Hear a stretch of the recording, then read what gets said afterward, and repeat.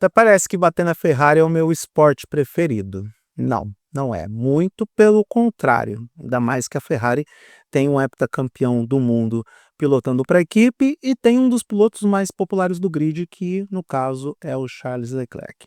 O desempenho da Ferrari no Azerbaijão foi algo que muitos consideram como decepcionante.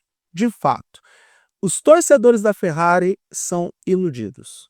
E eles são iludidos pela própria Ferrari, porque teve lá o treino livre 2, onde eles fizeram 1-2 com o Hamilton na frente, o Leclerc em segundo, e muita gente falando: olha só, a Ferrari voltou, vai entregar bom desempenho no Azerbaijão, pista de alta, sabe? Não vai ter para ninguém, vamos dominar tudo. Cadê o Verstappen? Cadê o Verstappen mesmo? Porque 14 segundos na frente do segundo colocado, vencendo a corrida, com o Grand Chelem, mais um Grand Chelem do Max Verstappen, dominando todo o que importa no final de semana, né? Pole position, volta mais rápida, vitória de ponta a ponta, enfim. Então, a Ferrari nem viu a Red Bull nessa corrida, como também não viu a Mercedes. E há quem diga que não viu a Racing Bulls, porque caramba, o Liam Lawson chegou na frente das duas Ferraris. Eu entendo que a Ferrari é um ser em reconstrução. Reconstrução das estruturas internas. Reconstrução na filosofia de trabalho. Porque para manter o Fred Vasseur e, de novo, olhando para a fotografia de 2025, o principal responsável pela essa Ferrari não entregar esse desempenho todo, principalmente desempenho de corrida, que era onde a Ferrari ia bem em 2024, 2023, tinha muitos problemas no treino de velocidade pura, mas no ritmo de corrida mandava bem.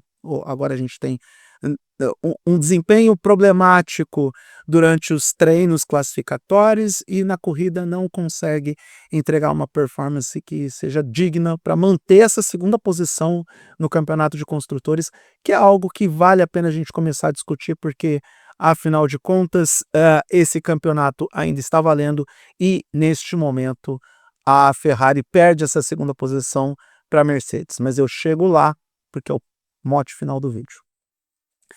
A Ferrari está em reconstrução e tudo o que está acontecendo em 2025 é responsabilidade do Fred Vasseur. Foi ele quem decidiu mudar o carro em 99% de um ano para outro e agora a gente tem essa situação estabelecida. Porém, devo dizer que essa reorganização de filosofia da Ferrari pode se refletir em 2026.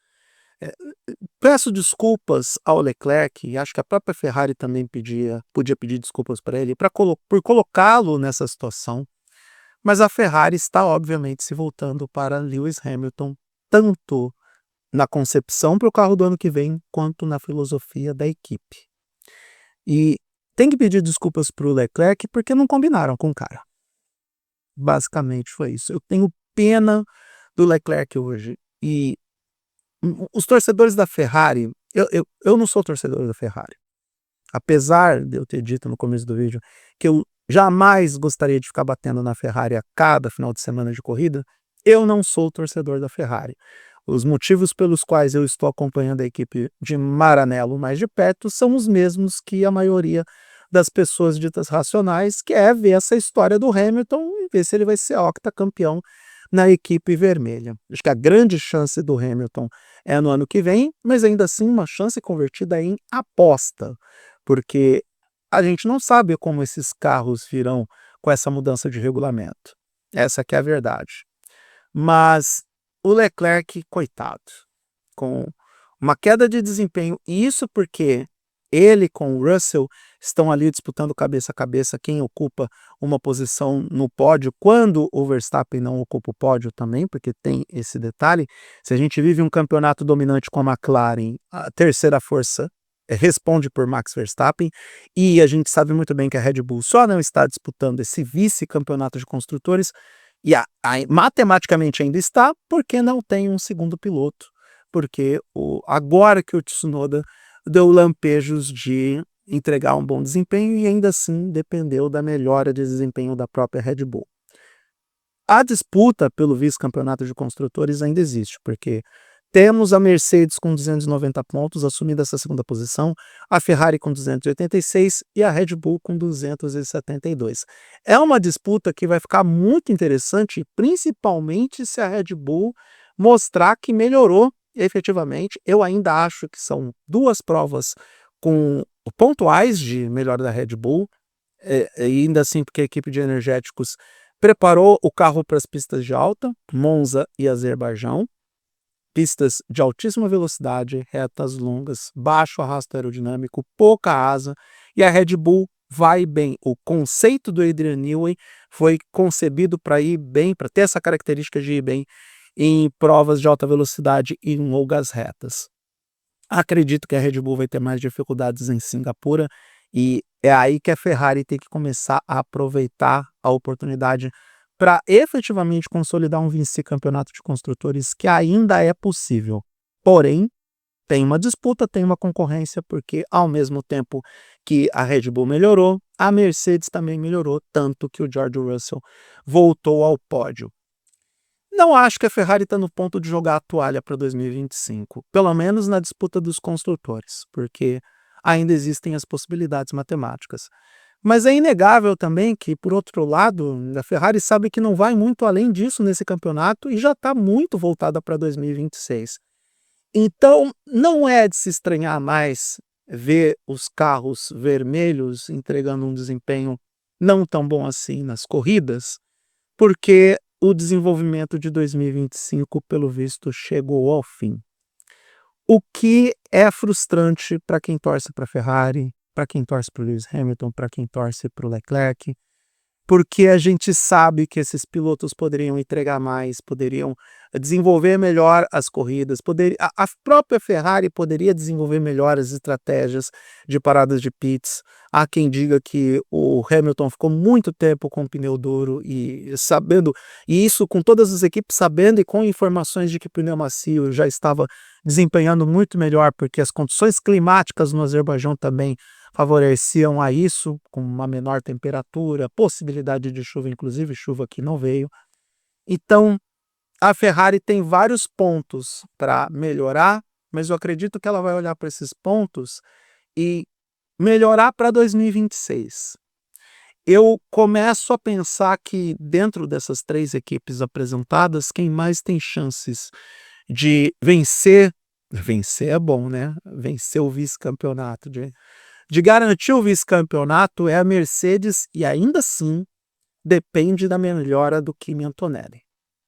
Isso está diretamente atrelado. Da mesma forma que a Red Bull depende da melhora do Tsunoda para poder disputar esse segundo lugar nos construtores. E tem uma maior dificuldade objetiva porque ficou muito tempo correndo com apenas um piloto, porque seja Lawson ou seja o Tsunoda, essa indefinição barra baixo desempenho do segundo piloto em função das características do carro prejudicou a equipe dos energéticos.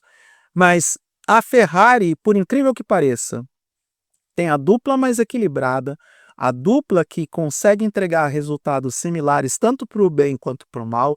Tem um Lewis Hamilton que, para muita gente que dizia que está aposentado, não consegue andar no mesmo ritmo que o Leclerc, já na segunda prova consecutiva consegue ter um desempenho melhor que o Leclerc. O Hamilton já estava melhorando e diminuindo a diferença para o Monegasco antes das férias de verão. Então a gente já tem um Hamilton, no mínimo, andando no mesmo ritmo que o Leclerc.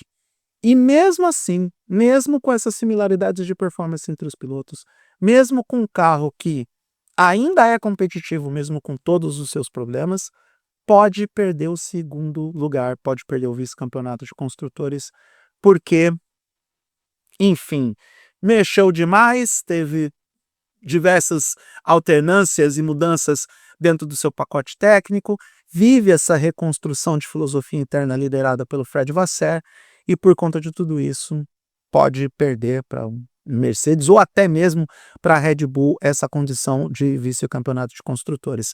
Para quem está meio broxado com essa história da McLaren ser campeã dos construtores com, sei lá, 7 provas de antecedência e que acha mesmo que não vale a pena acompanhar a possível conquista ou do Piastri ou do Norris como campeão do mundo, tá aí a disputa pela segunda posição, pelo vice-campeonato de construtores, pode ser bem interessante para essas pessoas que são descrentes e desistiram de ver um piloto ou um piloto ou um carro da McLaren como campeão do mundo. Ah, gente, eu tô gravando esse vídeo após o GP do Azerbaijão, então tá tudo fresco na minha cabeça. Então, para quem está mais descrente, vale a pena olhar para o campeonato de construtores, porque a disputa ainda existe e está bem interessante.